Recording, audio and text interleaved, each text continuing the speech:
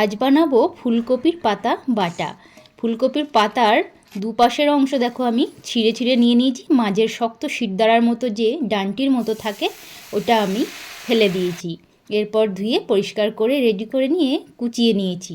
শুধু কড়াইতে পাতাগুলোকে দিয়ে আর একটা গোটা রসুন ছাড়িয়ে আর 3-4টে কাঁচা লঙ্কা দিয়ে একসাথে নেড়ে চেড়ে নেব ভালো করে।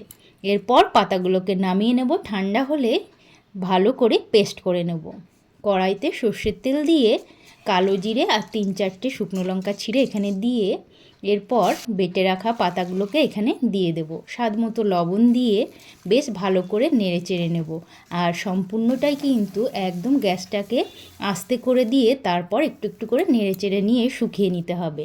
সামান্য একটু চিনি দিয়ে বেশ ভালো করে যখন আঠালো ভাব হয়ে আসবে তখন এটা আমি নামিয়ে নেব। একদম রেডি দেখো ফুলকপির পাতা বাটা। গরম গরম ভাতে খেতে কিন্তু বেশ ভালো লাগে। এক থালা ভাত নিমেষেই শেষ হয়ে যাবে।